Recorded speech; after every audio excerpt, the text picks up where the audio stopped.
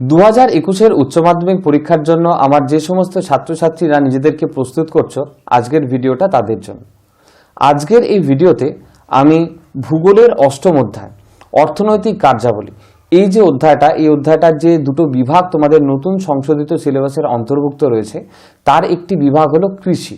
এই কৃষি থেকে তোমরা কোন কোন ব্যাখ্যাধর্মী প্রশ্নগুলো খুব ভালোভাবে প্রস্তুত করবে সেগুলো বলে দেবো। আর তোমাদেরকে আমি বলে দিতে পারি, এই প্রশ্নগুলো তোমরা আমি যখন বলছি খাতায় লিখে নাও এবং খাতায় লিখে বারবার সেই প্রশ্নগুলোকে প্র্যাকটিস করতে থাকো। আর তার আগে তোমাদেরকে জানিয়ে দিয়ে আমরা কিন্তু দ্বাদশ শ্রেণীর জন্য অনেক গুরুত্বপূর্ণ ভিডিও ইতিমধ্যেই আপলোড করে দিয়েছি আমাদের চ্যানেলে। সেখানে তোমরা বাংলা, ইংরাজি, ইতিহাস এবং ভূগোলের অনেক গুরুত্বপূর্ণ প্রশ্ন পাবে। তার পাশাপাশি পাবে এডুকেশন এবং রাষ্ট্রবিজ্ঞানের গুরুত্বপূর্ণ সাজেশন। আমি তাই তোমাদেরকে বলবো সেই ভিডিওগুলো তোমরা দেখো। যারা এখনো সেই ভিডিওগুলো দেখোনি, আমি তাই বারবার করে তাদেরকে বলছি যে এই মুহূর্তে সেই ভিডিওগুলো তোমরা দেখে নাও, তাহলে কিন্তু তোমরা নিশ্চিতভাবে উপকৃত হবে। আর সেই ভিডিওগুলোর লিঙ্ক তোমরা পেয়ে যাবে এই ভিডিওর উপরে আসা আই বাটন থেকে, অথবা তোমরা আমাদের চ্যানেলের প্লেলিস্টে গিয়েও সেই ভিডিওগুলোকে দেখে নিতে পারো। আজকে আর দেরি না করে আমরা ভূগোলের অষ্টম অধ্যায়ের যে কৃষি অংশটা, তার বড় প্রশ্নগুলো অর্থাৎ ব্যাখ্যাধর্মী প্রশ্নগুলো দেখে নেব। তবে তার আগে তোমাদেরকে জানাই, আজকে ভূগোলের এই প্রশ্নগুলো নির্বাচন করে দিয়েছেন ভূগোলের একজন অভিজ্ঞ শিক্ষক বিপ্লব বন্দ্যোপাধ্যায়। আমরা তাই বিপ্লব স্যারকে ধন্যবাদ জানিয়ে আজকের ভিডিও শুরু করব। দ্বাদশ শ্রেণীর ভূগোলের অষ্টম অধ্যায়ের নাম হলো অর্থনৈতিক ক্রিয়াকলাপ বা অর্থনৈতিক কার্যাবলী। আর এই অধ্যায়ের দুটি অংশ তোমাদের নতুন সিলেবাসের অন্তর্ভুক্ত, একটি হলো কৃষি এবং একটি হলো শিল্প। আজকের এই ভিডিওতে আমি তোমাদেরকে কৃষি থেকে গুরুত্বপূর্ণ প্রশ্নগুলো পরপর বলে দিচ্ছি। তোমরা সেগুলো একটা খাতায় খুব ভালোভাবে লিখে রাখো এবং বাড়িতে বারবার করে সেই প্রশ্নগুলোকে প্র্যাকটিস করতে থাকো। অষ্টম অধ্যায় থেকে তোমাদের প্রথম গুরুত্বপূর্ণ প্রশ্ন, শস্যাবর্তনের সংজ্ঞা দাও। পরবর্তী প্রশ্ন, শস্যাবর্তনের দুটি গুরুত্বপূর্ণ বৈশিষ্ট্য আলোচনা করো। শস্যাবর্তনের দুটি গুরুত্বপূর্ণ বৈশিষ্ট্যের পাশাপাশি তোমরা শস্যাবর্তনের যে সুবিধা, সেই বিষয়গুলোকেও কিন্তু খুব ভালোভাবে তোমরা রেডি করে রাখবে। আমরা চলে আসি পরবর্তী গুরুত্বপূর্ণ প্রশ্নে, ধান ও গম উৎপাদনের অনুকূল জলবায়ু ও মৃত্তিকার তুলনামূলক আলোচনা করো। এই প্রশ্নটা কিন্তু খুব ভালোভাবে তোমরা প্র্যাকটিস করবে। চলে আসি পরবর্তী গুরুত্বপূর্ণ প্রশ্নে, ভারতের নীল বিপ্লব বলতে কি বোঝায়? পরবর্তী প্রশ্ন, ভারতের নীল বিপ্লবের সুবিধা আলোচনা করো।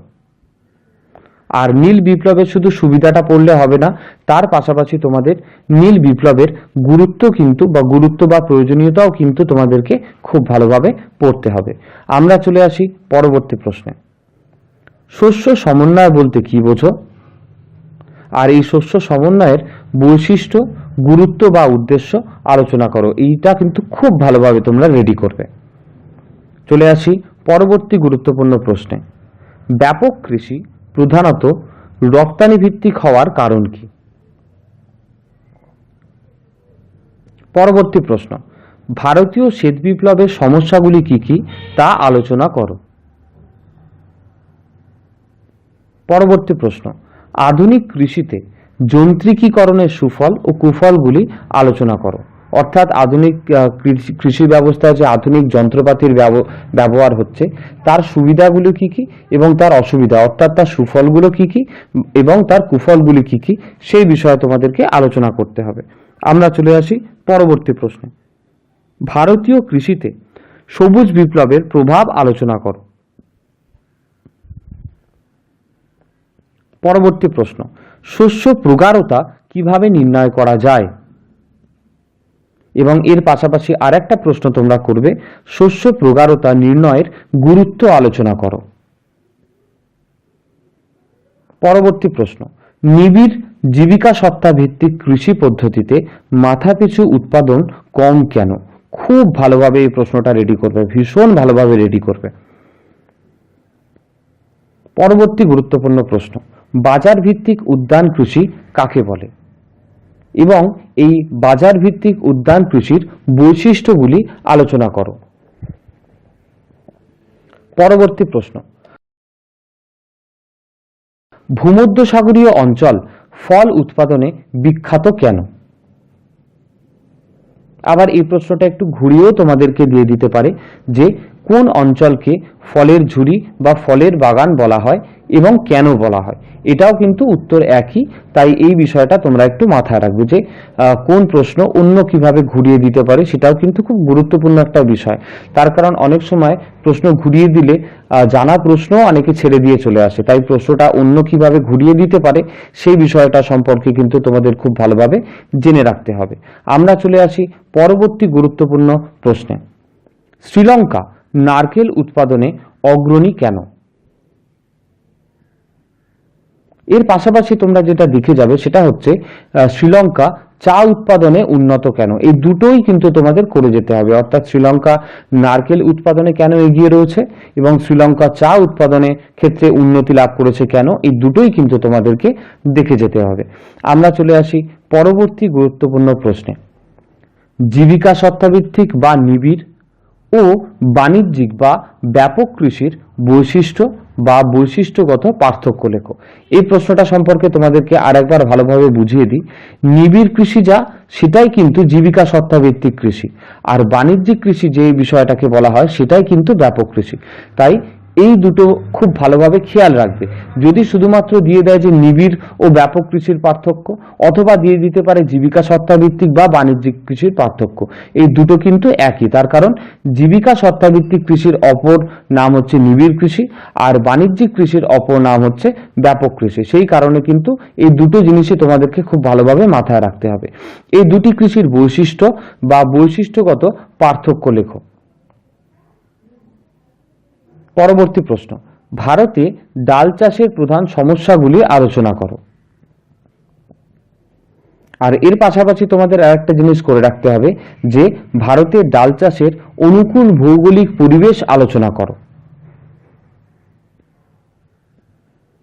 পরবর্তী গুরুত্বপূর্ণ প্রশ্ন, দক্ষিণ ভারত কফি চাষে উন্নতি লাভ করেছে কেন, বা দক্ষিণ ভারত কফি চাষে উন্নত কেন তা আলোচনা করো। এই প্রশ্নটাও কিন্তু খুব ভালোভাবে তোমরা দেখে যাবে। পরবর্তী গুরুত্বপূর্ণ প্রশ্ন, শ্বেত বিপ্লবের উদ্দেশ্য আলোচনা করো।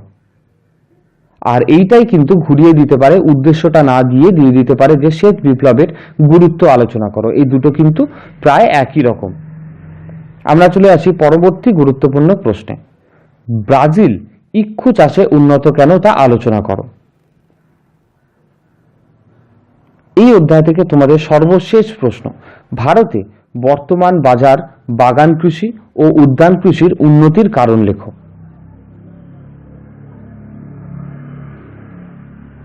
আমি প্রতিবার যা বলি আজকেও সেই একই বিষয় তোমাদেরকে বলবো যে আমার সাজেশনটা পড়ে, বা আমাদের চ্যানেল তোমাদেরকে যে সাজেশনগুলো দেয় সেটা পড়ে। সবচেয়ে আগে টেক্সট বইটাকে খুব ভালোভাবে পড়ো, টেক্সট বইটাকে ভালোভাবে রপ্ত করার পর আমার এই দেওয়া সাজেশনগুলো তোমরা খুব ভালোভাবে বাড়িতে বারবার করে প্র্যাকটিস করতে থাকো। আর এটুকু আমি নিশ্চিতভাবে বলতে পারি, এই প্রশ্নগুলো যদি তোমরা খুব ভালোভাবে প্র্যাকটিস করে রাখো তাহলে কিন্তু উচ্চ মাধ্যমিক পরীক্ষা যখন তোমরা দিতে যাবে সেই পরীক্ষার হলে তোমাদের কোনো অসুবিধা হবে না। তোমরা দেখবে যা প্রশ্ন পড়ে গেছো তার মধ্যে থেকেই তোমরা হুবহু প্রশ্ন কমন পাবে। আর আরও একটা কথা তোমাদেরকে জানিয়ে রাখি, আমরা খুব তাড়াতাড়ি তোমাদের জন্য বিভিন্ন সাবজেক্টের যে এমসিকিউগুলো আমরা তোমাদেরকে প্রোভাইড করি সেগুলো পিডিএফ আকারে তোমাদের সামনে উপস্থিত করব, এবং তোমরা একটা আলাদা ভিডিও আমি করব সেই পিডিএফের জন্য, এবং সেই ভিডিওতে আমি বলে দেবো যে কোন কোন পিডিএফগুলো আমরা তোমাদেরকে ইতিমধ্যে প্রোভাইড করতে পারবো, এবং সেই পিডিএফের লিঙ্ক দিয়ে দেবো আমাদের সেই ভিডিওর ডেসক্রিপশানে। সেই পিডিএফগুলো তোমরা সেই লিঙ্কে ক্লিক করলেই সম্পূর্ণ বিনামূল্যে কিন্তু তোমরা ডাউনলোড করে নিতে পারবে। আর এটুকু আমি বলতে পারি, সেই এমসিকিউগুলো তোমরা খুব ভালোভাবে বাড়িতে প্র্যাকটিস করো, তার কারণ আমরা কিন্তু বই থেকে খুঁটিয়ে খুঁটিয়ে তোমাদের জন্য সেই প্রশ্নগুলো নির্বাচন করে রেখেছি।